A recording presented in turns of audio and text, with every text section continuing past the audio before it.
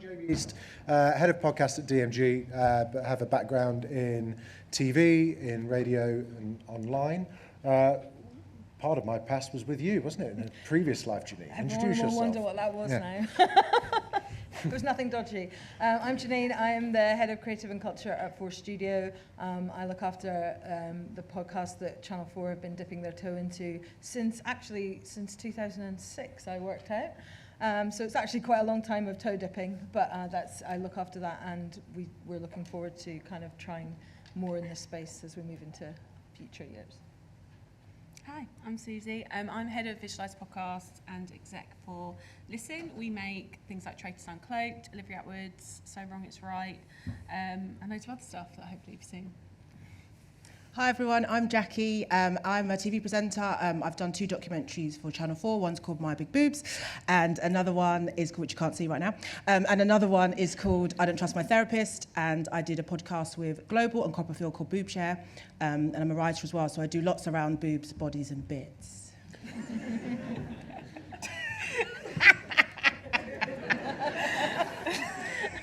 Don't say boobs, Jamie. Don't say boobs. That's all I'm thinking about is boobs now. Let's reel it back a little bit. Now, everyone here, and I'm sure certainly everyone in podcasting and TV companion shows, watch Traitors Uncloaked with a keen eye. Critics may argue that it's trying to serve both the visual and audio audience with the same product that could potentially weaken the format. Suzy, as EP of that, I imagine you disagree quite strongly. Yeah, of course. I mean, I think you can get quite hit up in the transition between audio to TV, TV back to audio, and all of the other platforms we end up on, right? Like, I started my sort of career working in TV, then I worked in podcasting, radio, turning like, you know, really big comedy shows into Radio 4 formats, which obviously comedy's quite visual, right? It's not always the easiest thing to transition. But then you look at something like Uncloaked, where actually it's had the most successful journey across the BBC, getting people from TV into podcast back into TV, and all of the various platforms. Now, Ed, who did the TikTok talk I was in an hour or so ago, talking about how, you know, Traitors was one of the favourites for, you know, the content they put out. Well, one of the best piece of content that came out of actually Uncloaked was also shared by the audience, the BBC, was our VT, and it's getting, you know, millions of views. And again, it's leaving where it was originally started and sort of being shared. But actually, I sort of think you can sort of worry a bit too much about those things. But the sort of real indicator of has it weakened or not, you know, our live final got 4.4 million people watching it across BBC 2 and iPlayer, and you know, we very comfortably beat Love Island every night that we broadcast. So it's like the audience wanted to engage with us, they wanted to come with us, and actually as a format we've opened a new genre, and you know, lots of, you know, commissioners, probably lots of people in this room as well, you know, Listen as a company we're talking to, because people have seen how this innovation has actually opened up. It's something new, it's something special, and it's actually what the audience want, and we're pulling different audiences to us as a result of it. So, no, I disagree. How did the audio version do? The audio version outperformed the expectation for BBC Sounds. Obviously, I can't give the actual numbers on that, but it was, you know, one of their biggest titles that they've had this year, and in terms of bringing younger audiences over to BBC Sounds, it's actually the biggest title for them this year. And even, you know, thinking about, you know, how, you know, is it diluted but between the two platforms, you can actually see the user journey working really well, even from, you know, people who would normally be watching the TV coming and watching our special BBC Sounds only version of it. Yeah. So, you know, we have a version that goes on TV and goes on iPlayer, but we have a version that's just for BBC Sounds, which is obviously reversioned, so you're not going to see like a massive shot, or you won't hear a massive shot of, you know, panning over the mountains in Scotland, because you don't know what's happening, so all that stuff's cut out, and obviously being mindful that people can't see us, so the language you use in the pod is different. But similarly, we super serve that audience. We create an additional 15 minutes, which is only for the podcasters. Jackie, as a broadcaster and creator, you know it's really difficult to break through. And I remember how frustrating it used to be when I started trying to get into presenting, to be told, you've got a phone, just start a YouTube channel. And podcasting is now that tool. It feels as though that is being used as the tool to break through. How do you find that, and is that something you've experienced? Yeah, totally. So I pitched a podcast idea called Boobshare, talking to celebrities about their relationship with their chest. I've detected a running theme. Yeah, literally, yeah. And so I pitched that to Global, and then it was in collaboration with CopaFeel, and that did really, really well. And then after that, it was easier to pitch talking about, you know, a women's relationship with their chest to a broadcaster, because they'd already seen what I can do already, and they can see that I can interact with other people and that kind of stuff. So in a way, the podcast was the pilot. It was the show reel. It was, oh, okay, you can actually do the thing, rather than when you cold pitch something, sometimes it's hard for people to imagine you doing it because they haven't seen you. But then I'm like, oh, look at the volume of work we've done, look at the engagement. And so it was therefore easier. And I think had I not done that podcast, I probably wouldn't have been able to do my documentary. Fair point. Janine, as I can't imagine it matters to Channel 4 where an audience comes from. That's certainly in your remit. Hashtag content is content wherever, whichever land it sits in. Have you noticed it? How have you noticed it evolving over the years? First of all, I wouldn't say it didn't matter.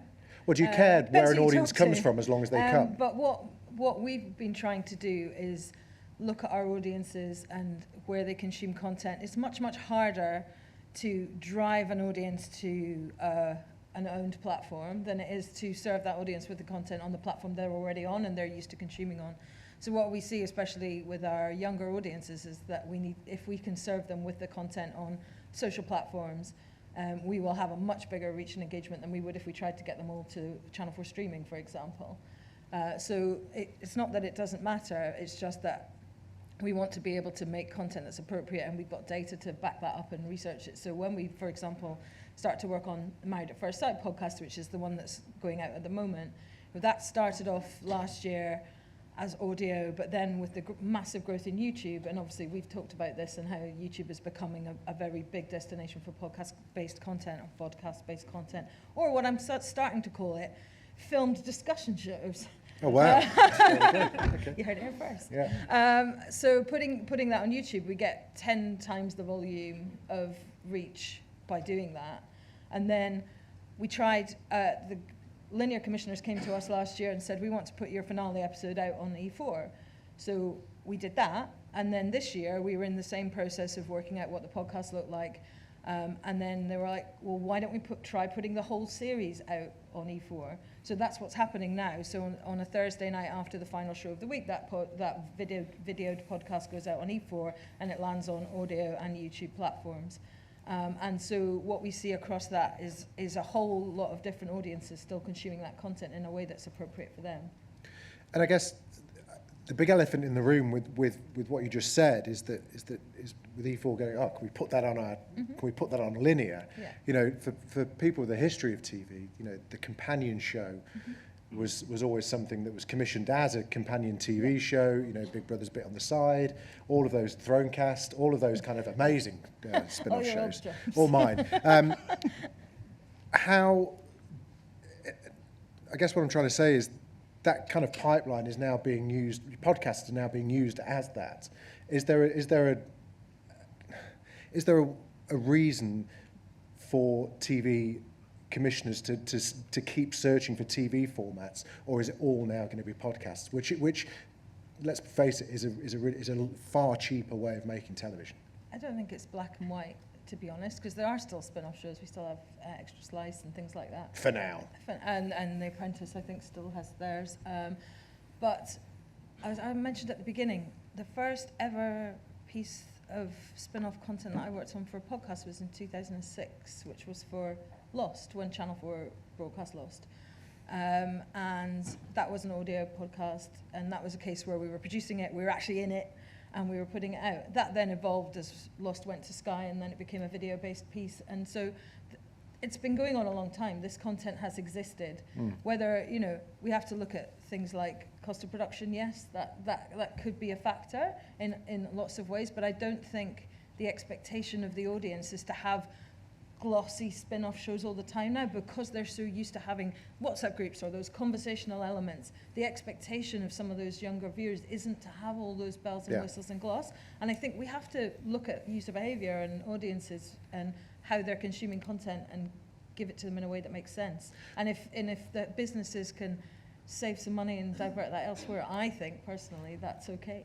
And what about for companion shows? But there's also, the situation where Sweet Bobby is now a kind of premier Netflix release, and that was obviously a podcast, a great podcast. The same thing's happening for dramas. Podcasts are now being used as the sounding board for a myriad of different formats.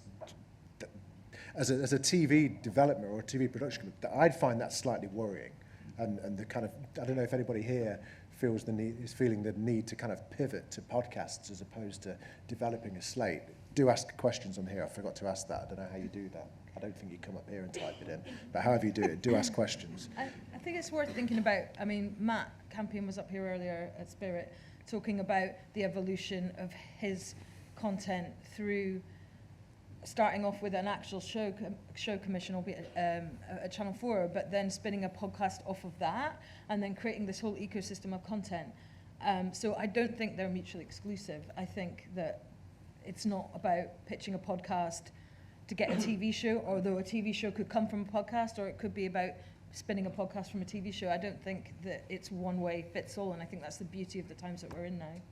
Jackie, would you still pitch to TV broadcasters, or would you just crack on and make it yourself now? I would test the waters first. So, for example, if I had an idea for something, it's probably likely that I would talk about it on TikTok, for example, and see that it has an audience and engagement, and then I would say, look, there's numbers to back up this idea. There's interest, because I suppose even if you pitch an idea, the question is, will people be interested? And so it's like, well, here are the numbers, and here are the shares. So, I still would pitch, but I would pitch with evidence now, and it's really easy because you can see numbers, you can see engagement, things like that, and so that's probably how I would do it moving forward, or how I do it moving forward, actually. And Suzy, IP is obviously like the big question with things that are being developed as podcasts and being snaffled up by broadcasters. Do you have any indication of how that kind of works from an IP point of view? Because it's already an existing success. That must kind of change the deals quite a lot. I mean, IP is just a massive topic that could have an entire day on it, right? But obviously, if you're putting something out as a podcast, if you want to put it to a broadcaster, it's already out there, so you're not going to be able to get an exclusive deal with someone, which will obviously be more lucrative for everyone. But for example, we make spots. I'll just use an example of we make a Olivia Atwood podcast. That's it's a podcast format. It is a visualised pod, but it's first and foremost it's Liv's personal podcast, and obviously we produce it and stuff like that. But this is what she wants to be putting out there. But it's been so successful. We get millions of views, listens across the season. We just concluded season 2, where we had Katie Price, we had Jamila, we had all sorts of interesting people come and speak to us. But she's obviously an ITV talent. I'm sure they would have loved to have had that show on TV, but it has worked really well as a... But they'd never have taken the risk and commissioned it, would they? Well, maybe not, but I'm sure they would now. Do you know what I mean? And I think it's like, I think broadcasters, commissioners are all becoming, they're so aware of their audience. They want their audience to come to you. They want. I know we've all got limited budgets and stuff like that, but you want bang for your buck. And if you can see that it pulls over different audiences, perhaps it is going to open up a different way things are commissioned. But I don't think it has to be a podcast. It has to be a TV show. I think it's just like this. This is, people are consuming their content in a different way now. We're all not watching as much linear TV. When you think about the example even about like Sweet Bobby, I listened to Sweet Bobby as a podcast. I watched it as a Netflix. I actually preferred it personally as the podcast. So it's like, I don't think it's new to get your ideas to develop it through audio. Comedy has done it for years. You only have to look at the, Radio 4 comedy. If you want to know who's going to be the big star in 5-10 years, go see who they've just commissioned, because that is where they get the opportunities. And I think, podcast generally is a really good place because audio is cheaper to make. If you're making audio only, non-visualised, we'll just go in with a Zoom, record it, and it's a proof of concept. Does Olivia need an ITV show off the back of that podcast, or would that Hey, cannibalise? we all need an ITV show, right? There you go. I don't know, do we? That's the question. Who knows? Ask Olivia. I'm sure. Don't worry about her. She's fine. I don't worry about Olivia. No. Can you talk to us, Suzy, a little bit about the different approach that Listen had with Traitors Uncloaked and Rivals podcast?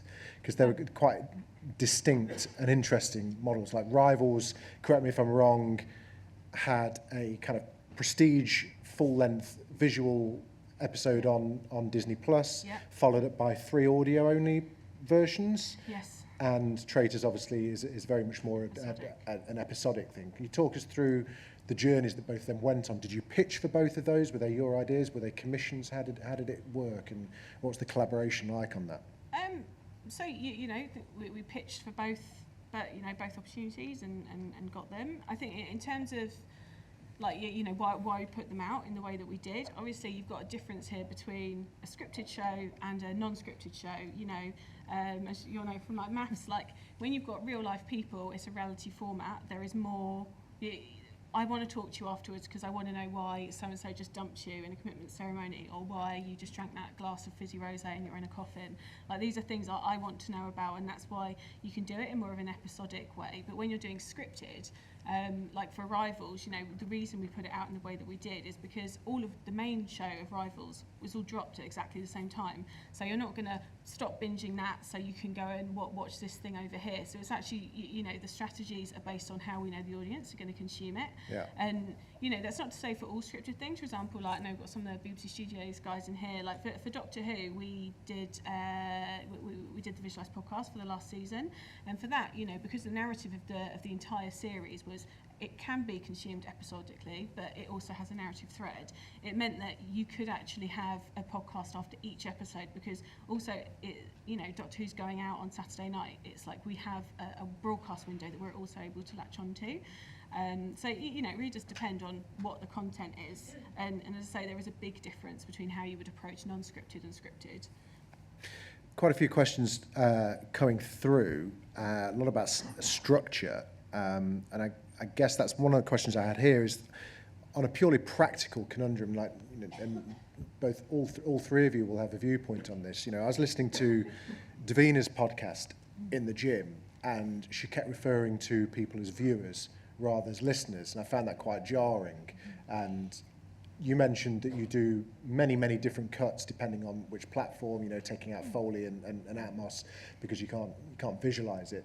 How important is that approach? Because there are tons of, YouTube are self-proclaimed biggest podcast platform in the universe, and yet they are all completely visual and don't cater for a listening-only audience. How far do you guys go to make sure that both parties are catered for?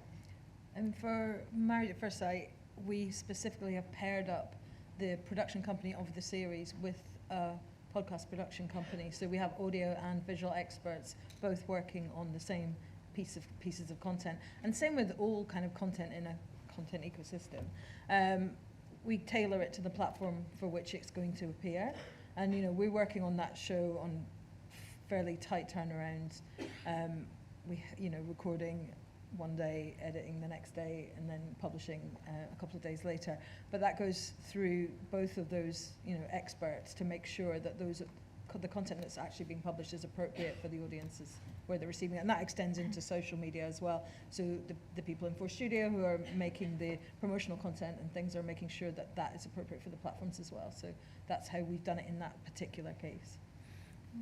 Yeah, I would say, obviously, like, best practice is, if we're making a podcast, we shouldn't be saying viewers and stuff like that. But ultimately, as long as it's not like glaringly obvious and awful, I don't think people really notice it that might much. bother us more than it bothers Yeah, exactly. them. It bothers all of us because we spend all of our days in dark rooms listening to stuff intensely. But it's like most people, this is on in the background. It's like if you look at radio stats, it's a companion. It's like if you go home and you pop the TV on, your podcast, your radio are all kind of the same thing. So in Uncloaked, we do try really hard to ensure that we're not making it exclusive to our visual audience, and there might be pickups, but obviously the more pickups you do, the more red it sounds, the less of a podcast it is. Yeah. So you know, I think sometimes you just got to like not worry so much about it. There are bigger things to worry about in that edit than if I said viewers. You know, it's like we've got to cut the next 50 minutes out of this. It's like They're viewers of Traitors. yeah, exactly. So. Yeah. Yeah. And Jackie, when you're making something, a visualised podcast, for example, in your mind, is it a listener or a viewer that you're speaking to? I'm talking to a community is how I see it. So Yeah. I guess, like, interestingly, in radio, you're talking about one person. It's like you say you, whereas, and then obviously TV, it's viewers. Whereas I feel like for podcasts, it's like, you guys. It's like that kind of language because it's a community. There's a podcast I listened to that's not very popular, and they did like a live show, and there was only a few of us. And it's like we all just felt like we knew each other, even though we've never met, because the way that the podcasters talk, they're very much like honeys. They call us all honeys. We're like, oh my God, you're a honey. Yeah, I'm a honey as well. It's like that. It's feeling like you're part of a collective, like you're part of something. So Yeah. when I'm talking to everyone, I'm talking as the collective, as the group. So that's how I see it. Like they're your like besties, basically. And I think people like feeling like that because it makes them feel less alone. Yeah. And no one wants to feel alone, Jackie. Exactly. Good question here from Anonymous. Thank you, Anonymous. Lots of questions from him or her. How would you staff and structure a podcast production team? What are the key roles and skills needed? Suzy, do you want to take it and I'll have a stab as well? Yeah. Okay. You don't need exec producers that often. I don't Yeah, think. you can probably get rid of me to start with. No.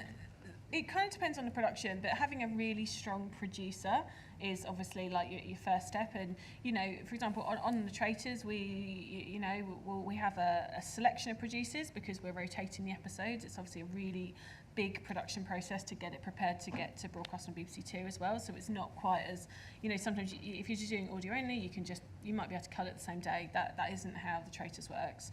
But you know, you have to have a really strong team around you. We have loads of people that listen. We have someone who's looking after our marketing. You know, if people can't find you, no one's going to listen. You know, like particularly if you're not, you know, if you're not with a broadcaster who's going to put some real gusto behind it, it could be the best thing in the world. No one's going to find it.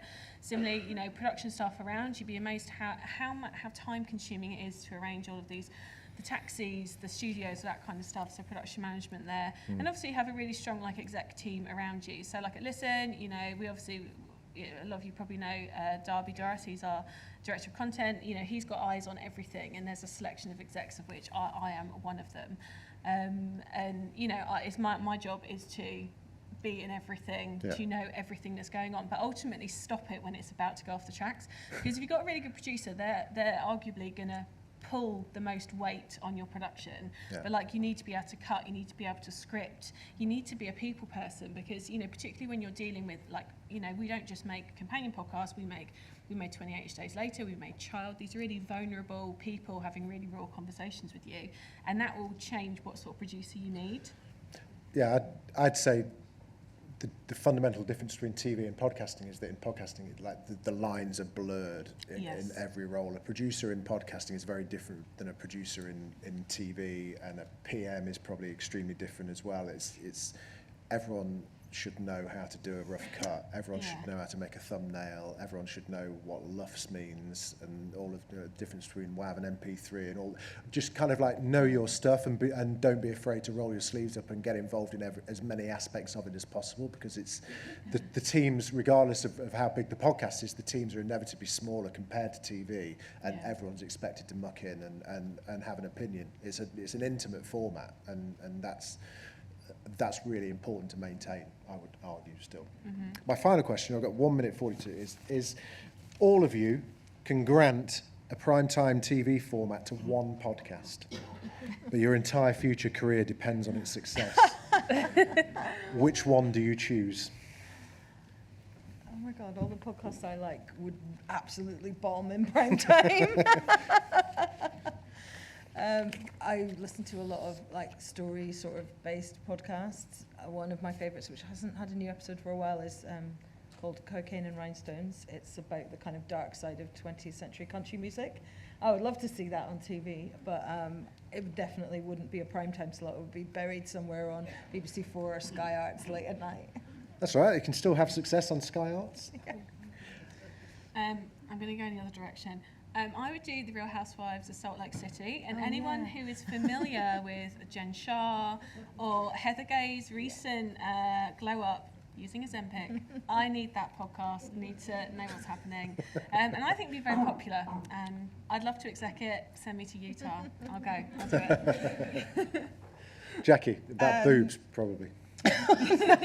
Actually, no. Sorry, remind me of the question. It was... It's like you have to choose like one podcast to turn into a TV show that's going to make you £1 billion.